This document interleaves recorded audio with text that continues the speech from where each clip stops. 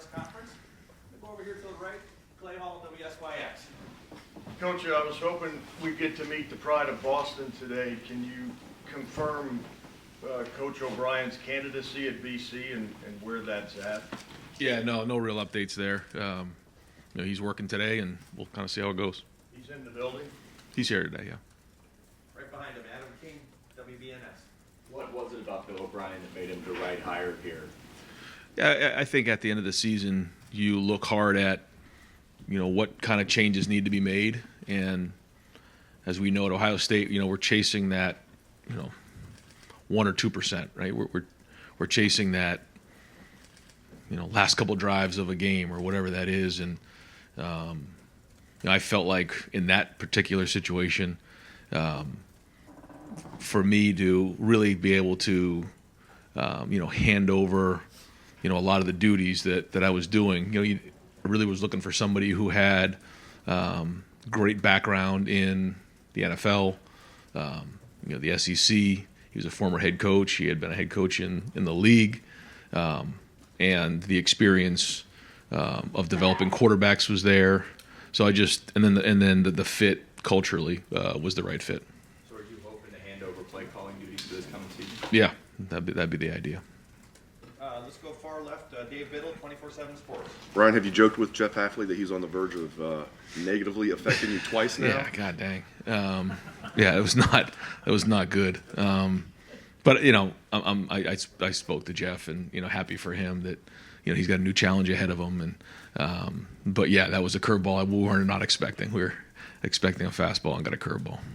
Transfer portal. Could it have gone any better for you guys? The 5 guys you got, 6 including Julian, and then could you add maybe one more? Yeah, I think last year we were at 7. I think right now we're at 6, and I think I've said this before. In that type of situation, what we're trying to do is we're trying to fill needs. We always want to recruit high school players and then develop them, and I think we're doing that as good as anybody in the country. But when we have opportunities to fill needs, Chip left, so we were able to bring in Quinshawn. There was, Kyle went in the portal, so we were able to bring in Will. We're trying to fill needs. But, I think, guys can, see what's going on here. I think, even having someone like Davison Igbinosun, who was at Ole Miss, just to give a little feedback on what it's like to be at Ohio State. For Caleb, he knew what this was. He had relationships with Jordan Hancock and some of the guys on our team. So a big part of it is it goes back to the guys that came back. And I think that was the number one thing coming off the season is the guys coming back and seeing that they wanted to be with their teammates and reach their goals. And to me, that's where all this started. So when you think about where JT and Denzel, Jack, Tyleek, Lathan, Travion, Emeka, Donovan. I mean, these are all really high-end players who decided they wanted to come back. And it wasn't for anything other than their teammates, their coaches, the culture, and that kind of set the tone for all of it. And then we started to fill in a couple of the pieces. And like you said, there wasn't a lot. It wasn't big numbers. But hopefully the guys that we brought in can make an impact. Fourth row middle, Tony German, Buckeye Huddle. I feel like there's 5 weeks worth of questions that we could ask you. A couple of things. Where do you see Sonny's role now on defense? Is he moving to linebacker? Where do you see him playing this year? Yeah, we've had conversations with Sonny, and he has the flexibility to do a lot of different things, which is great, and he's embracing some of those things. And so as we get into spring, we'll start to figure out exactly how those will all shake out. But that's the one thing, when you see Sonny, he has the flexibility to do multiple things, not only because of his skill set in terms of his size, but also his mental makeup. And he's really willing to embrace some of those different roles, and that's exciting because it gives us a lot of flexibility with the defense. And then is Devin Brown good to go with his ankle? He is. Yep. He's had a really good couple of weeks. That quarterback room is really interesting, seeing the dynamic there of a bunch of guys that it looks like they like hanging out together. And it's going to be a fierce competition this spring. But there's already some camaraderie in that room, and Devin, really has the most experience out of that group coming back, and he's shown really good leadership. Even coming off the last one, a little bit disappointing, being injured and everything, but he's rehabbed well, and he's really done a nice job so far with Mick, and excited to see the spring. You'd like to have 4 scholarship quarterbacks. What's it like now having 5? Yeah, we had to bring in some extra chairs, I guess, but it's good. I think it's healthy, and we say this all the time in recruiting. If you don't want to compete, Ohio State's probably not the right place for you, and it makes everybody in that room better. But it's not just there; it's at every position, and I think they're all embracing it. Far left, Nathan Barrett, Cleveland.com. I know Bill's situation has left this kind of like awkward purgatory that you're in, I guess. But did you go into the process with a template that you were looking for, and he just happened to fit it? And does that maybe inform what you'd be looking for if you had to pivot to something else? Yeah, there were certain things that I wasn't just going to make this decision and say, well, we're just going to go in this direction now. Throw somebody into that role. It has to be the right person. And I felt like after spending a bunch of time on it, Bill was that right guy for that right spot at that time. And so, if something were to change, then we'd have to adjust from there. But that was something we spent a lot of time on to make sure it was right. Decided yet what you want to do with the 10th position, the 5th defensive coach? Do you have a positional specificity of what you want to do with that yet? No, we have some flexibility there. We've had multiple conversations. I think we can go in a couple different directions, but we're still not ready to make a decision there yet. Certainly have talked to people, and probably about a week away there.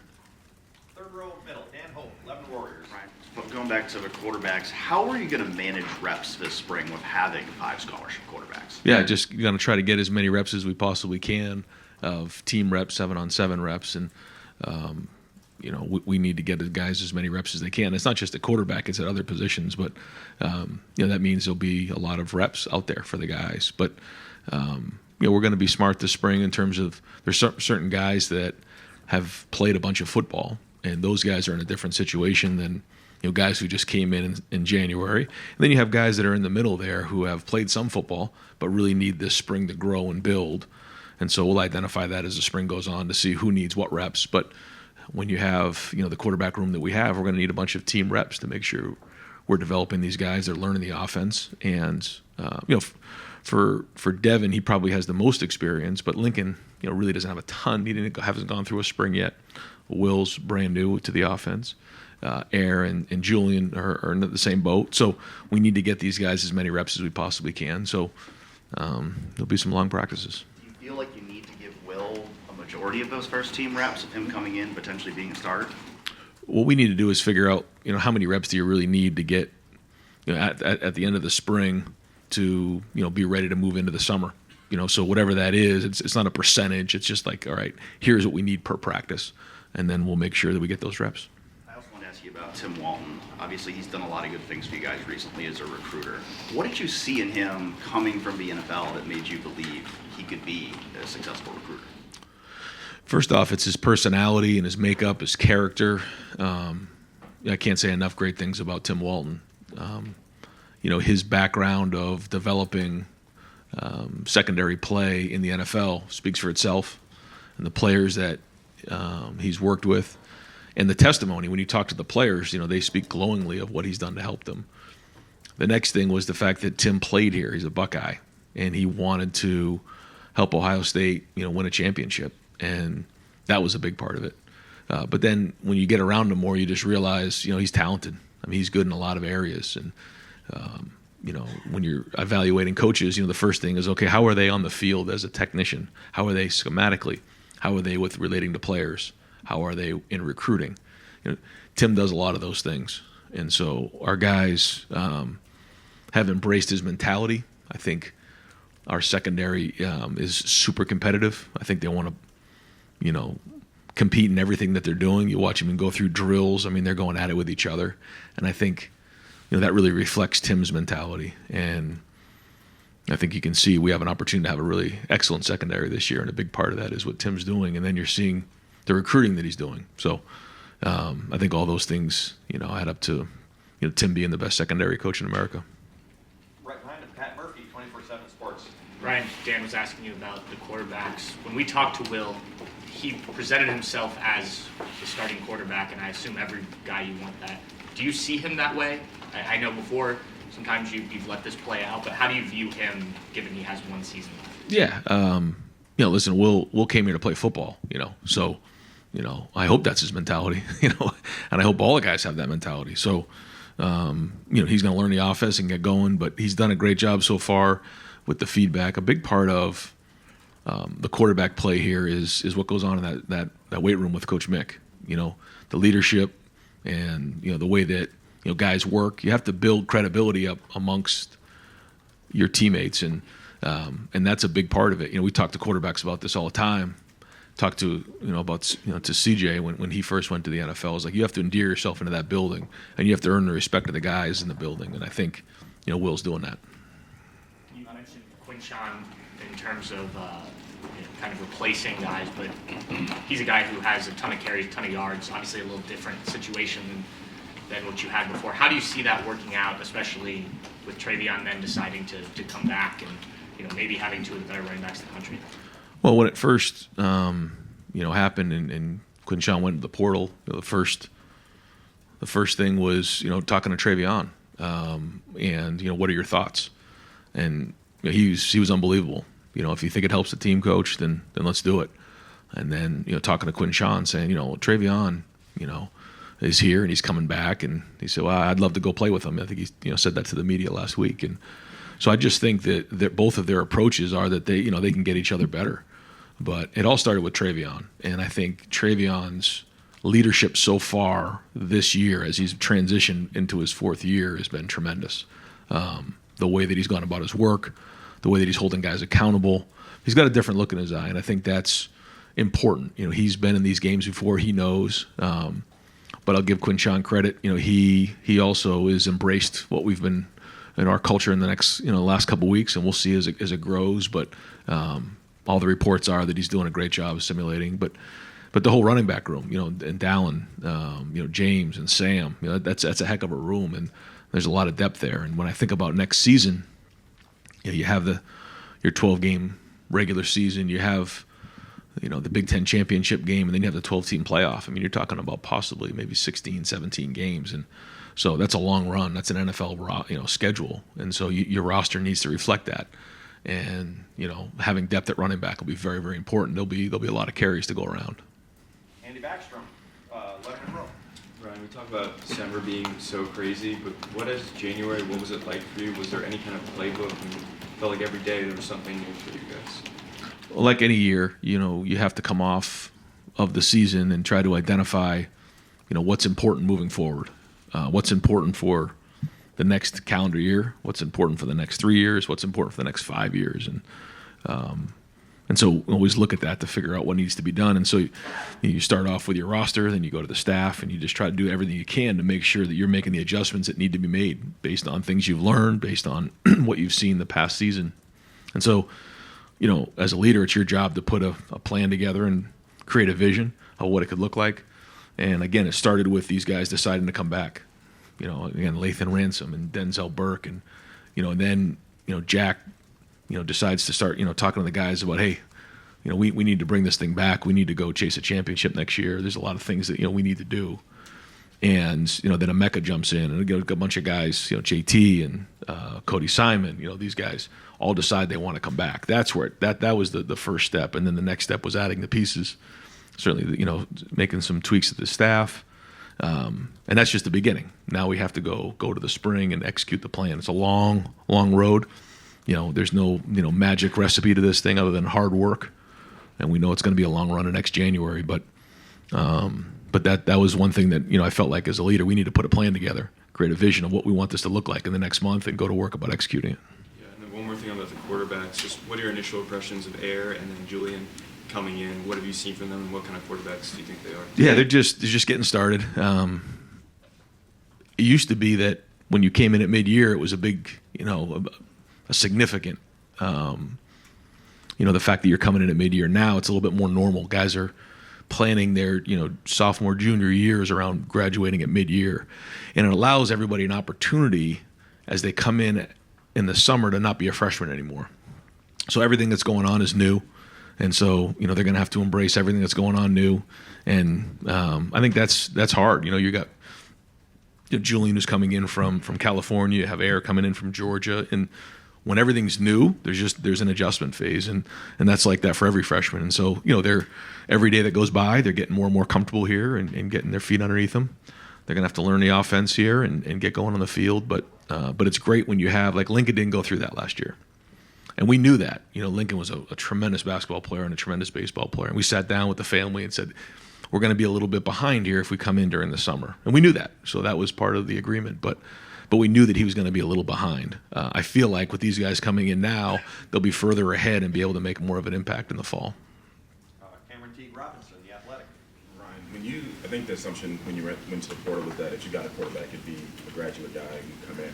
When you decided to go after Julian, did you have a conversation with the guys in the quarterback room, or kind of what was that conversation like? Yeah, that's something I try to really do a thorough job of, is making sure I communicate when we're doing something like that, because this is not a program that brings in 20, 25, 30 guys in the portal. But when we do, I try to share my thoughts on why, try to communicate it, and for the most part, guys embrace it. There's times where maybe they don't like it, but I always feel like it's important for me to communicate the best I can. Not always perfect, but I think it's important to do. And in the past, you've been pretty vocal about NIL support with the program and around this university in general. Is NIL for you where you wanted it to be? I know it changes like basically weekly now. Right. Is it where you want it to be right now, you think? Well, like you said, it changes all the time. It's changed in the last year. It changed in December, and it's probably going to change again in May. So it's something that we all have to adapt to, and we're working hard. I think, everybody involved has been working really hard to make sure that where we need to be competitive. And so we'll keep trying to adapt the best we can, knowing that I'm sure there are changes coming again in the next couple of months. So, but I think all that is very important. But what's most important is guys embracing the culture and knowing that when they come in the building every day, they're going to be part of a program that cares about each other, got a great locker room, got a great staff, and got a fan base that's going to support them. Jeremy Birmingham, The Podcast. Right, it's signing day. Oh yeah. Dominic Dirks joins the class. Obviously, kind of unique recruitment. Didn't really get talked about much, or really even evaluated until the middle of the senior year because of injuries and movement and all that stuff. What made him a good fit for you guys when you decided in late December, that you needed another defensive line? Yeah, we felt like you said, with the injuries and things, it was a little bit late, but we saw somebody who has a lot of talent, and then Larry spent some time with him, and then we brought him down on a visit, spent some time with him around here to see about the fit. And I think that's what's important, is the position coaches and Mark do a lot of the evaluating. And let me, before I forget to do this, you got to recognize Mark Pantoni and the work that he's doing and some of the stuff that he's really adapted. His job has changed so much in the last couple of years, and he's killing it right now. And so he and his staff deserve a huge shout out here because of some of the work that's been done in the last couple of months. But going back, it's Mark and his staff and the position coach's job to identify the best they can. Can this player play for us talent-wise? And then it's my job as the head coach to see if he's a fit culturally, and make sure that this is a guy that can embrace what it means to be a Buckeye. Being at Ohio State's not for everybody. And I think when Dom came down, you quickly see that this is what he wanted. He wanted to be a Buckeye. He's from the state of Ohio. He understands the rivalry. There's a lot that was positive there. He knows he's going to have to come in and work and compete. And just like all these guys, we say, hey, if you want to come in and start day one, this is not the right place for you. Now, you can start day one. We have guys who have done it, but it's not going to be guaranteed. You're going to have to earn everything that you get here at Ohio State. And he was willing to do that. He wants to come in and compete. And I'm so excited to see what how things go with him when it gets here. But he won't be here till the summer. Is it different for a kid like that from Ohio who waited? I mean, he was committed to Washington. He decided not to sign a month ago, which was not at your behest. Right. Does it mean something different when a kid like that gets added late? Do you guys feel it different in the building? Well, I guess when you look back at the last month, it's just unique, I guess, in where college football is. Like you said, here's somebody who's committed to Washington. There was a coaching change there. There was a coaching change at Alabama. There's been coaching changes across the board, which creates this ripple effect. But in particular to Dom, we've had guys, I guess, in the past that have been in the same boat who, in these type of situations, you evaluate their senior film and you go off of that, who want to be at Ohio State, and that recipe's worked. It has. A lot of guys we recruit early now, we go off of their sophomore film, we go off of their junior film. Here's somebody that we made the decision based off their senior film, and that's just more confirmation he's the right fit.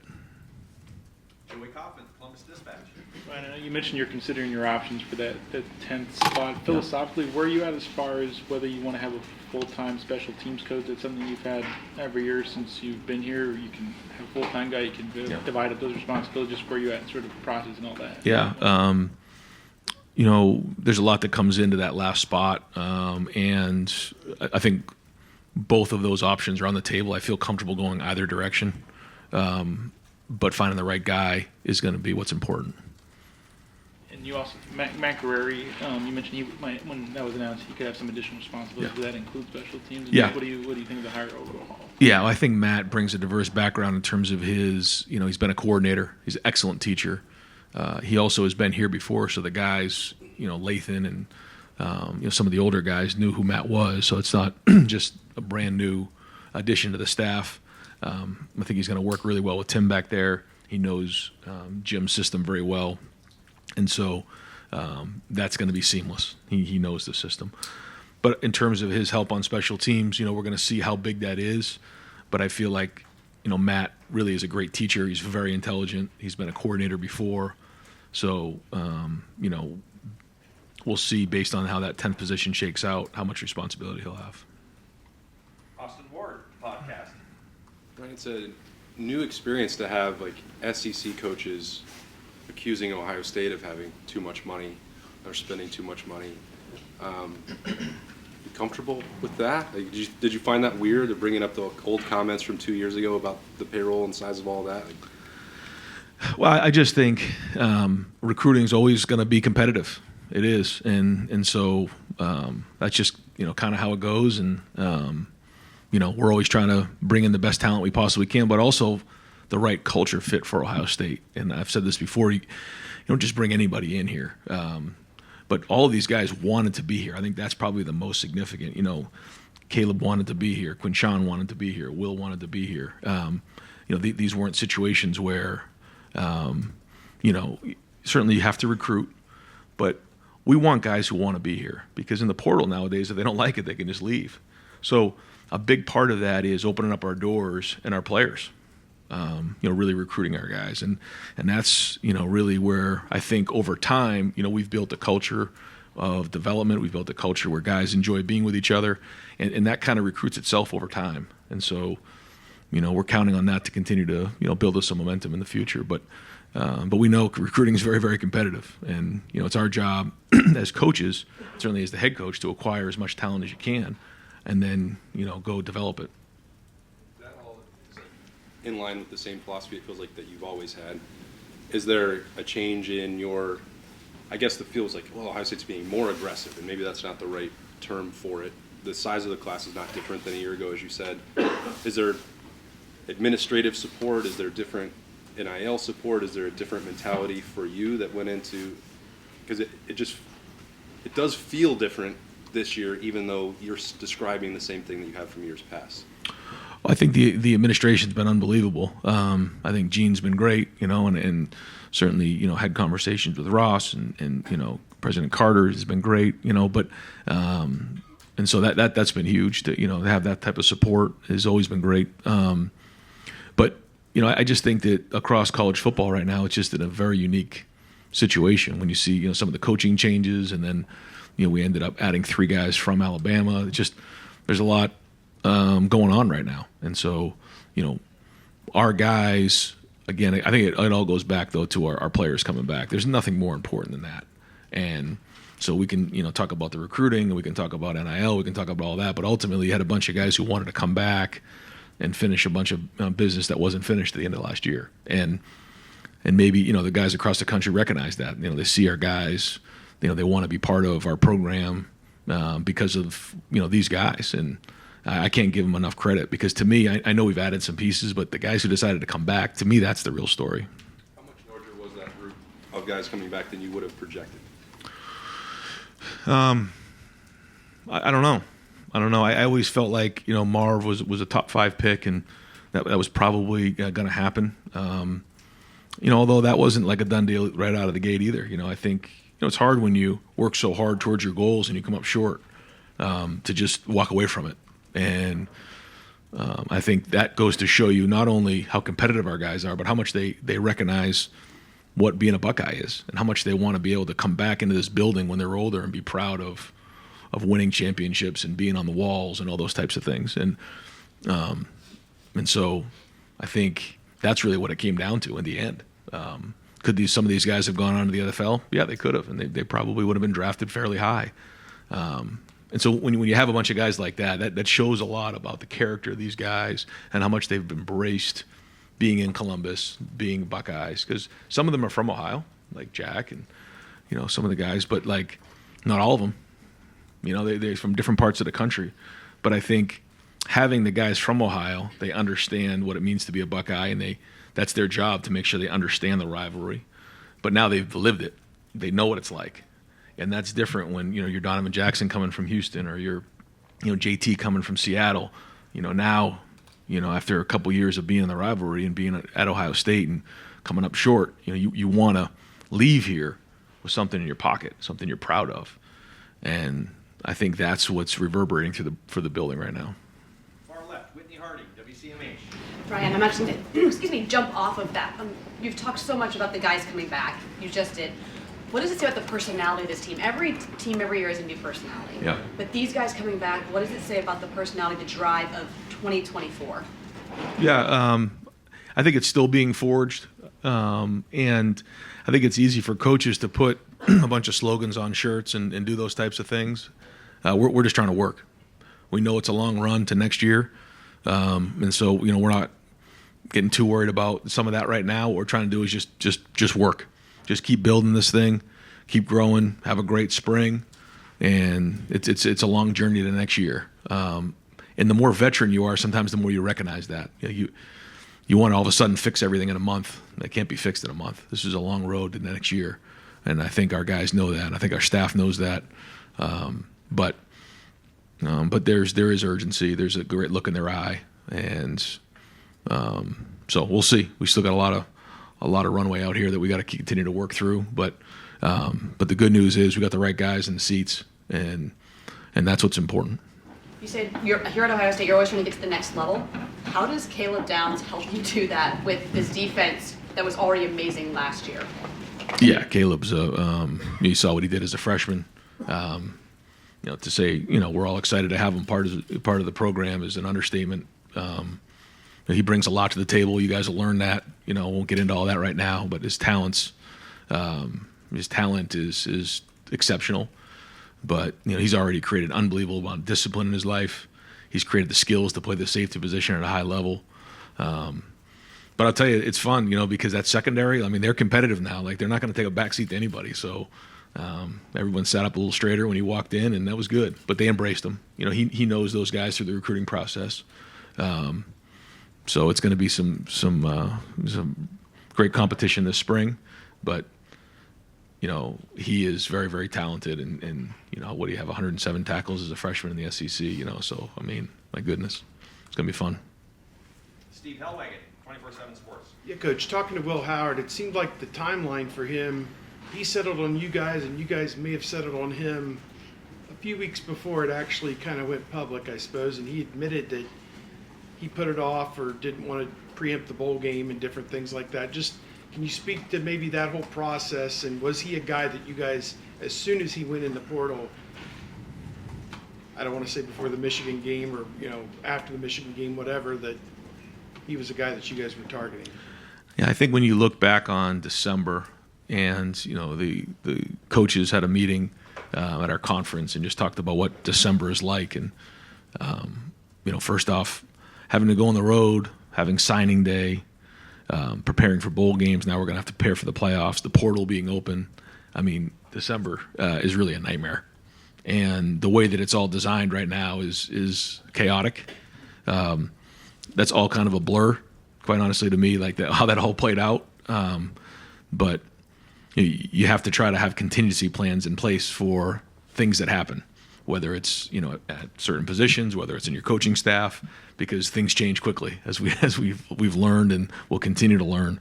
And I think that's what's really important, is that, it's our job as coaches and my job as the head coach to continually make the right decisions for planning ahead to sustain what we've done, and now obviously chase that top 1%, 2% to finish off some of these games at the end of the season that we need to do. And reacting, but not overreacting as well.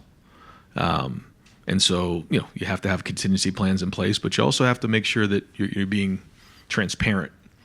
And I think we found that balance. Bill O'Brien process, Coach Belichick retires and Bill's now available. And in that process, I presume you talk to other people. So if, in the possibility that Bill O'Brien leaves, can you go back and have conversations with other people? Like, what would that look like? I know this is all supposition. Yeah, no, I get it. But that's what we're talking about, contingency plans. Yeah. Yeah. But again, it isn't just one of those situations where you just, take out one guy and put another guy in there and it's like, okay, move on. It doesn't work that way. So, but yes, we did talk to different people for that position, and, we'll have contingency plans in place. Hopefully we don't have to go down that road. But if we do, then we'll adapt. Last thing I want to ask about offensive line seemed to be the Achilles heel, obviously in the bowl game. Maybe the thing that could hold you back from winning the national championship if it's not addressed. Just in your mind, what is the plan? And they're going to go against a great defensive line again this spring. And are you hoping to get through that and then make some decisions, I guess? Yeah. Yep.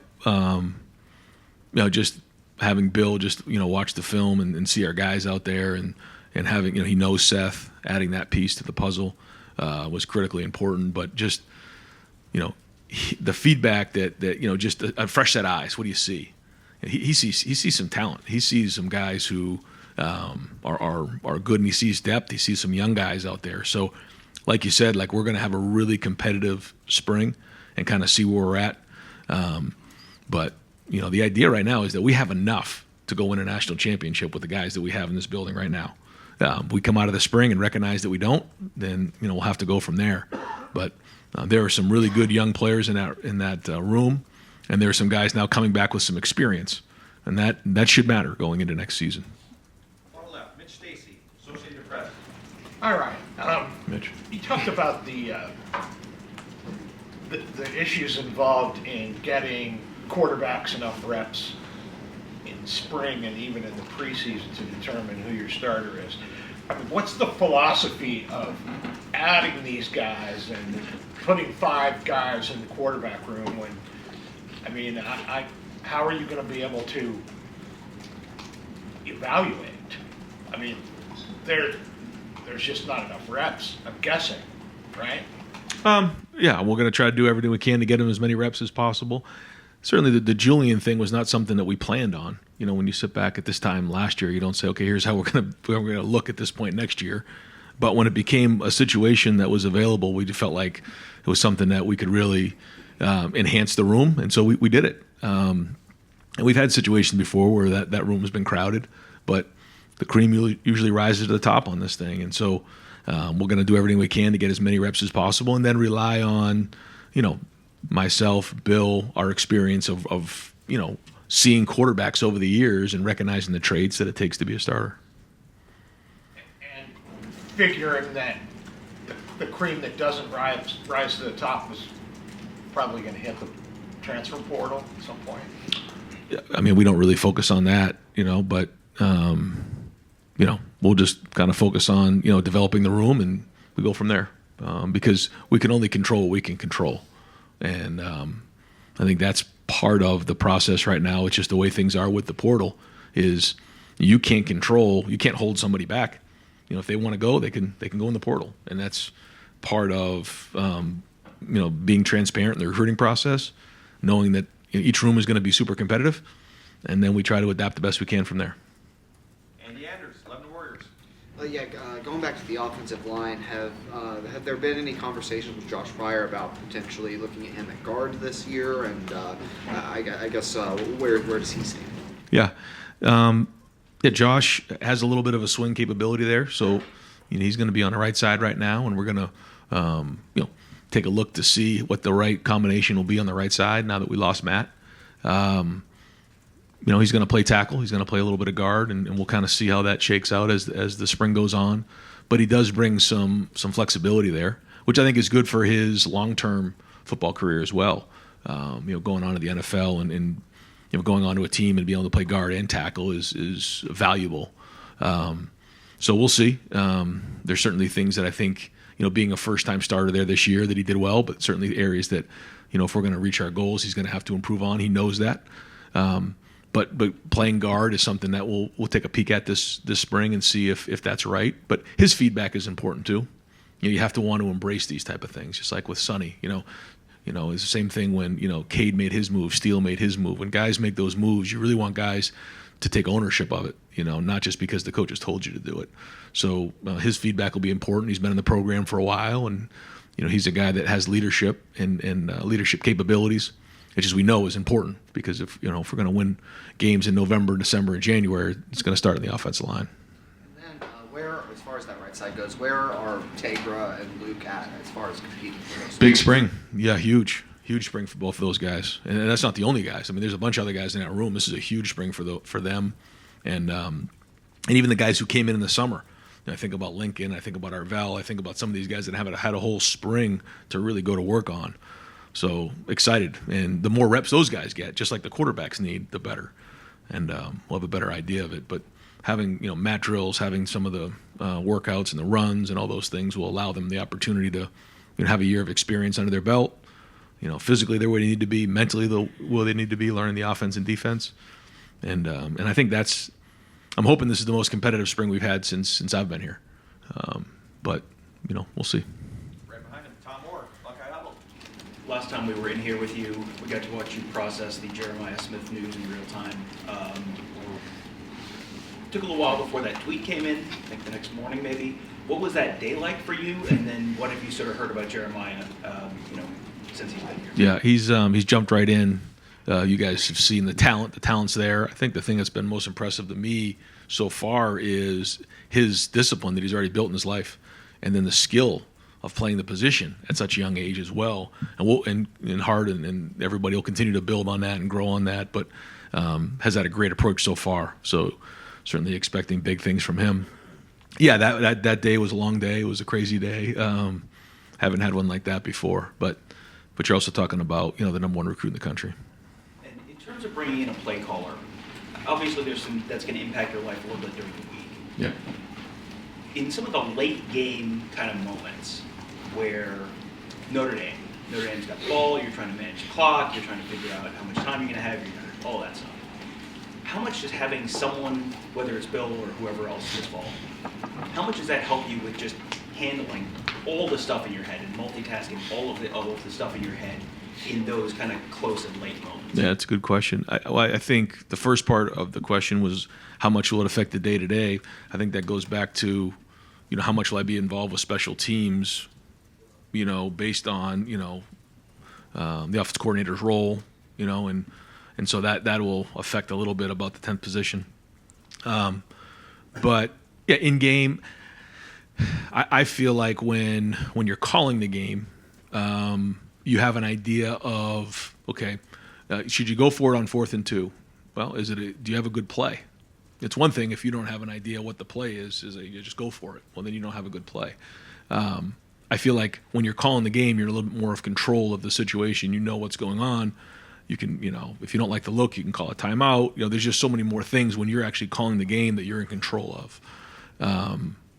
But I do think, having somebody else call the game will allow me a little bit of a step back and see things from a wider lens of, okay, how's the defense how's it going with the defense, the special teams, overall, kind of step back a little bit and have a little bit of a different perspective.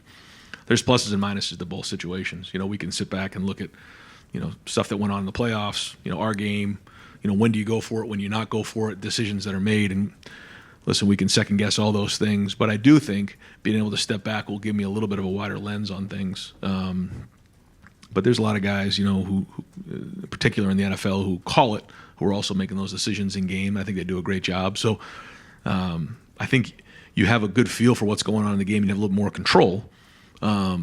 I guess sometimes you can get a little bit laser focused on what's going on in terms of the play call as opposed to maybe sometimes the situation. So I think those are the pluses and minuses of that. Brendan Gooley, Buckeyes Now on Sports Illustrated.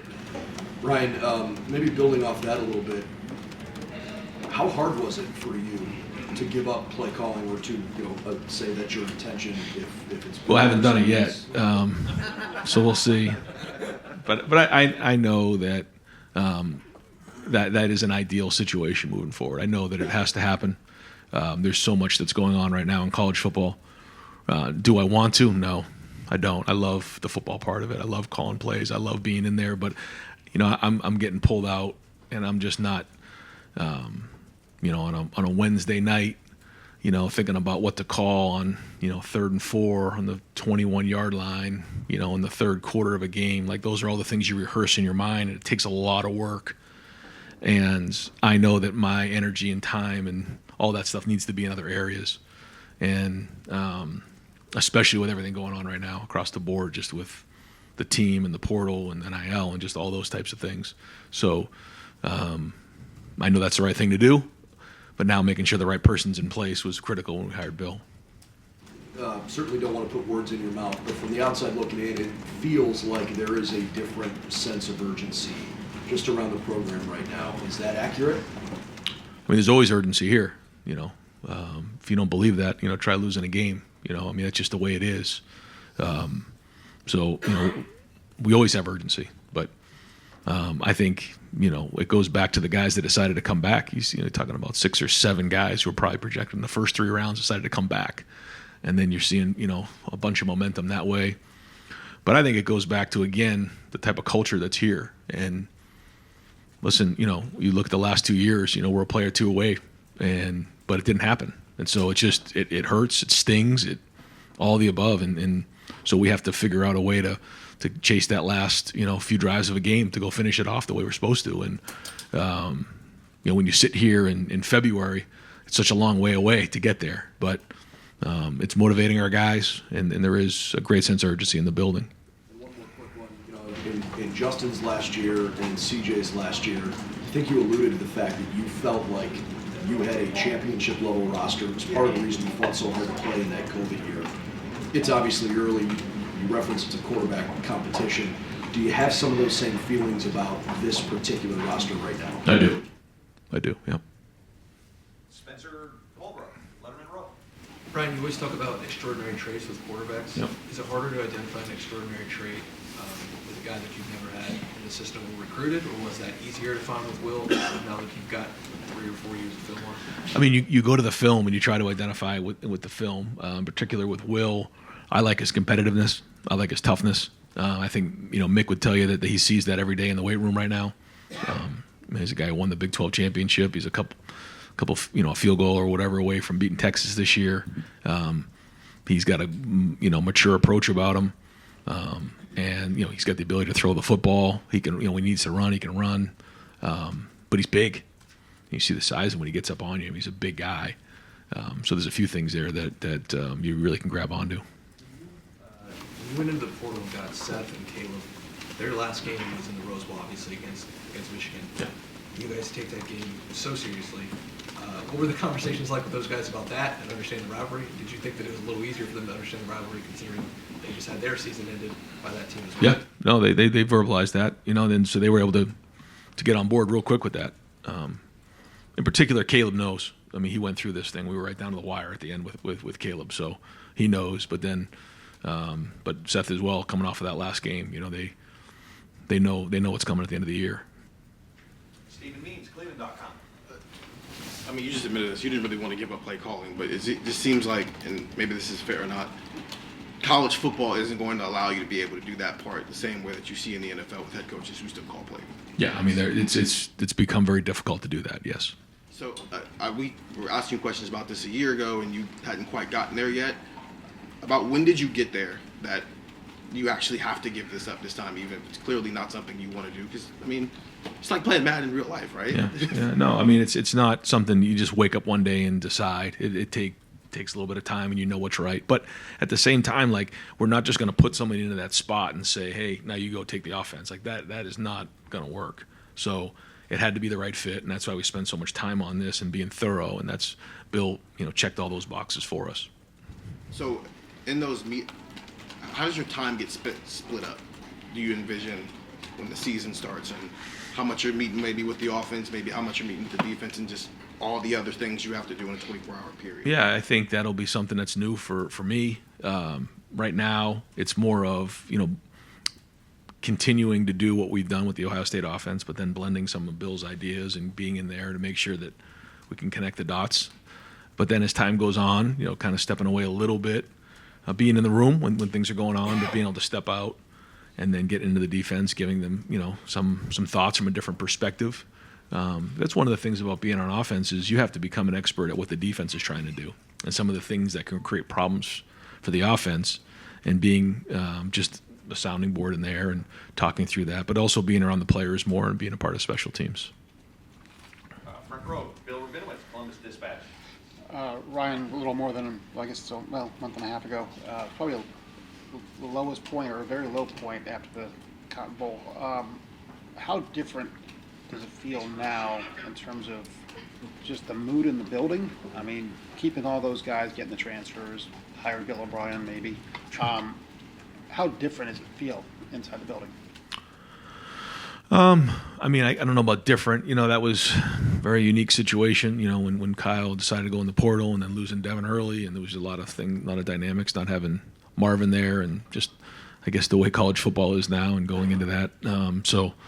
Certainly that wasn't fun, but we knew, regardless of what that game looked like, what we needed to do moving forward, and that's quickly was the focus. And our guys quickly recognized that, but when you come off of something like this, it's it takes a little time, and Cody and then Jack and then some of the guys started, all right, let's go, guys, let's get these guys together.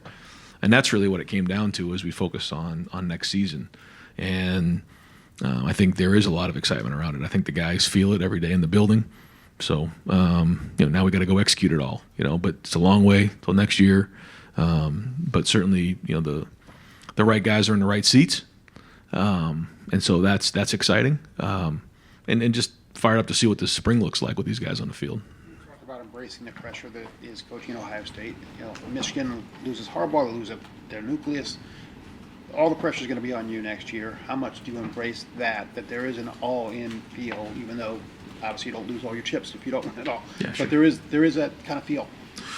Again, I would say it's like that every year. And I watched C.J. Stroud get up there and say that pressure is a privilege, and I think he's so right about that.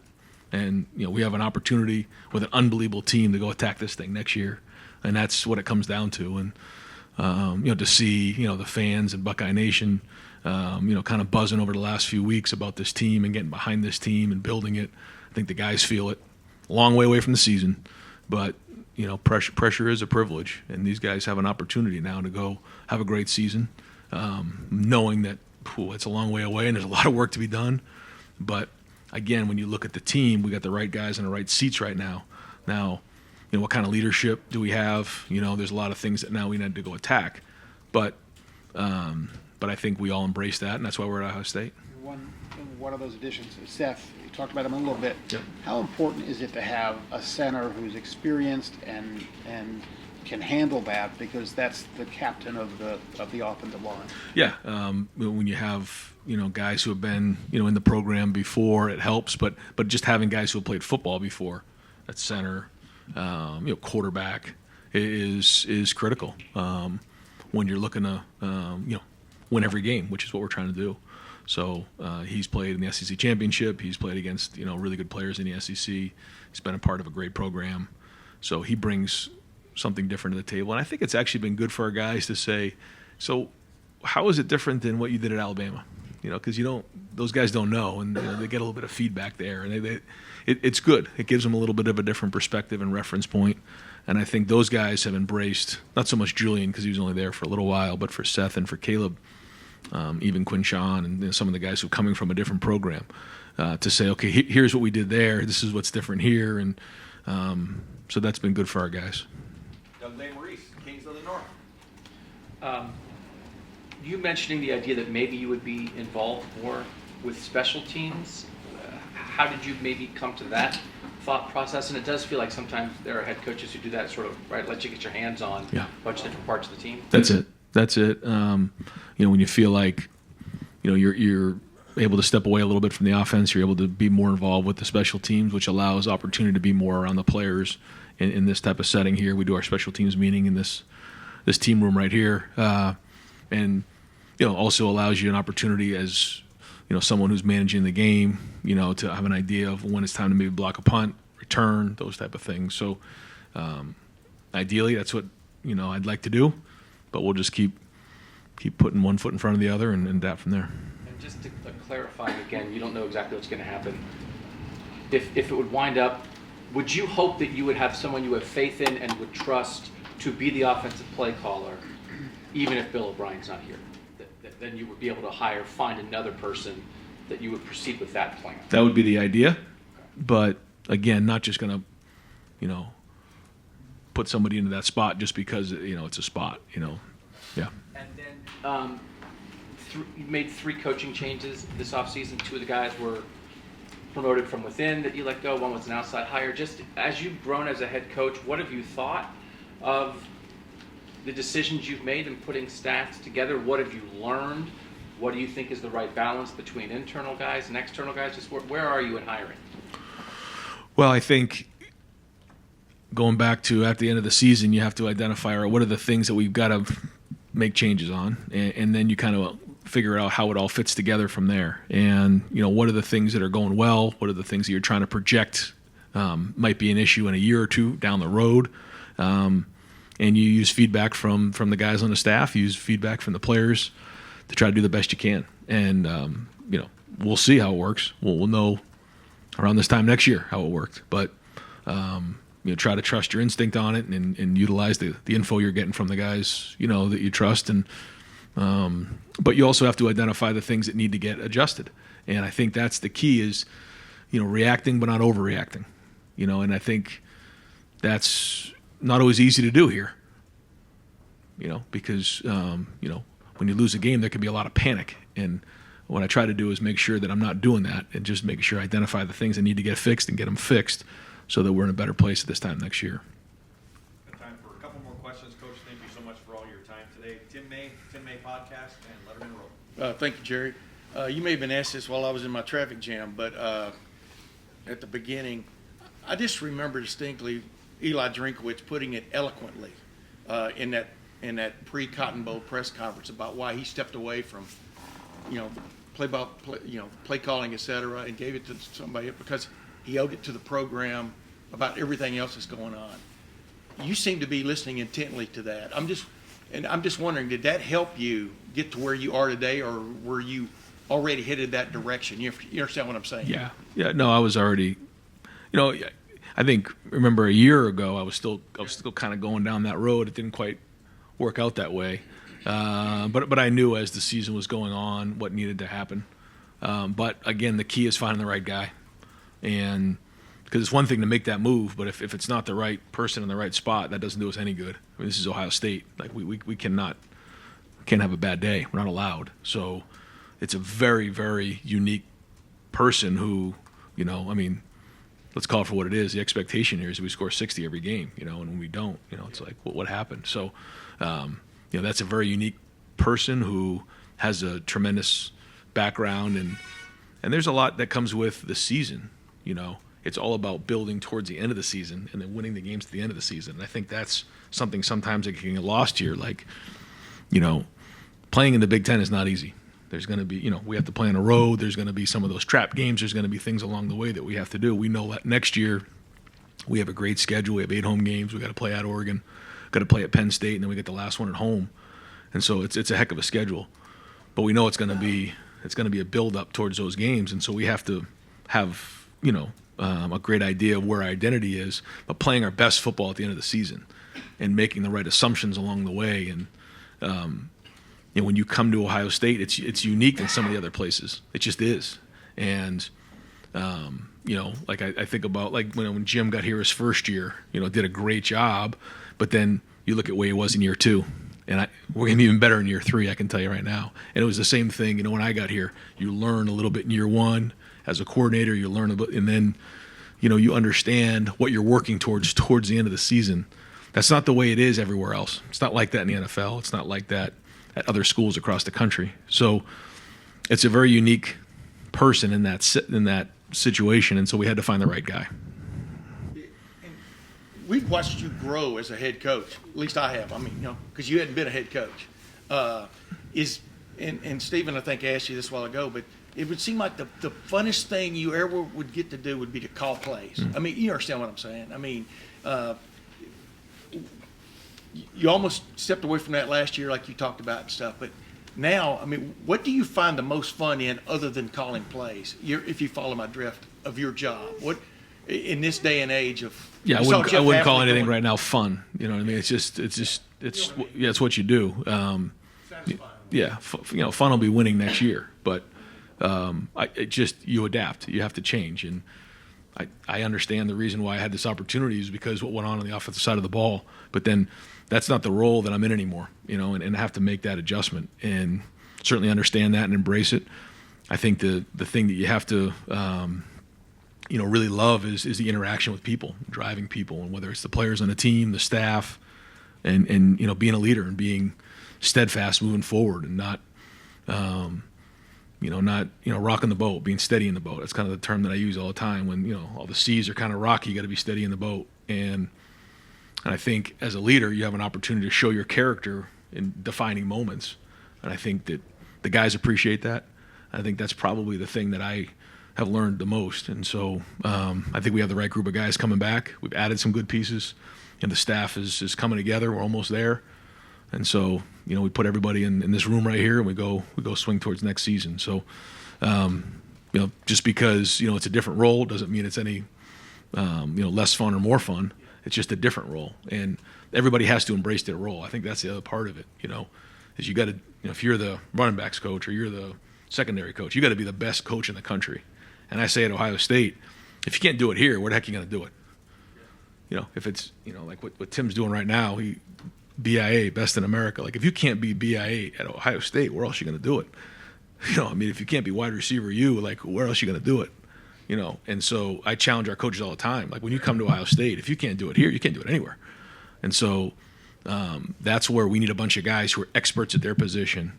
And my job as the head coach is a little bit different than maybe it was a few years ago. Are you close at all with James Larnicer? Do you want to see another year out of him and stuff? I mean, like I was talking about on the radio this morning, I mean, the biggest change for anybody becoming a full-time assistant coach is the recruiting aspect of things and stuff. Have you been impressed by him in that role? I mean, just what's your take on that aspect? I've been very impressed, and I think he's got a really bright future in coaching. He's only been doing it a couple of years, but playing has allowed him an opportunity to give him perspective, but he also has credibility with the guys, and so he's had an opportunity, and that was a part of it too, is being able to get on the road for a couple of weeks, and he had never done that before because he didn't come up as a coach, so that was good for him to get out there, and he's done a really nice job, and he's a big asset, and we'll kind of figure out what that all looks like moving forward, but I've been impressed with his ability to coach because it's different than being a player. One last quickie. Do you have a special or favorite Clay Hall story?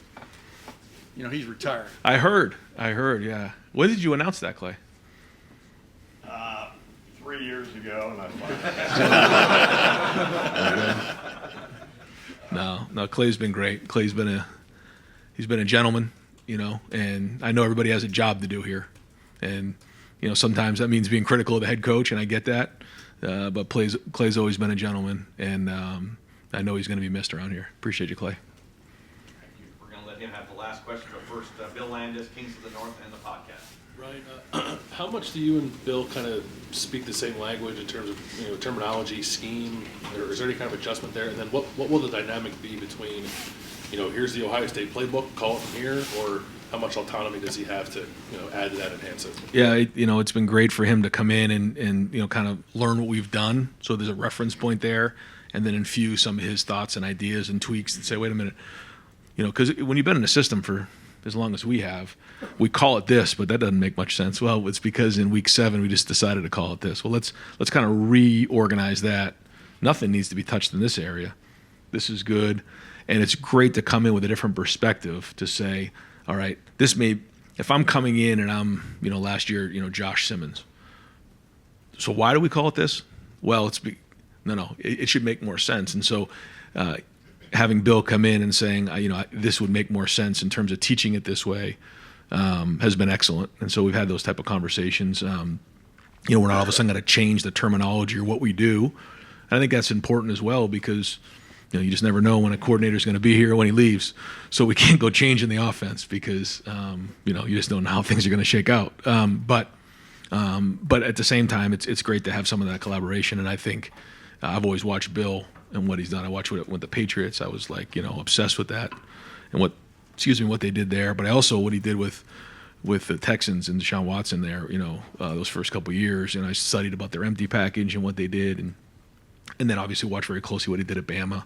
So there's just a very diverse background there, and a lot of respect over the years. I think on both ends. He watched what we did here, so it's been great so far. It's been great. With Will Howard, it was funny to me. We talked to him last week. He's a guy that has 1,000 career rushing yards, and he says, I don't really fancy myself that much of a runner. How did you guys evaluate that skill set on film when you watched it? Do you have an idea yet of how you might embrace that with him? One of the things we got to do to win the last game of the year is run the football. And in order to do that, you want to have somebody that at least needs to be accounted for in the run game. If the other defense says, well, he's not a threat at all to run, that certainly changes the angles, changes the numbers, leverage, all the above. And so that was one thing that I wanted to make sure we had. And I think when you look at the guys we have on our roster right now, they all have the ability to do that. Started with that. Then from there, okay, how do they throw the football? What's their size? What's their intelligence? All those things. But we wanted to make sure there was enough of it. Doesn't need to be running around doing all kinds of, running with the ball, but needs to be able to at least be accounted for by the defense. Mike, is Caleb Downs a day one starter?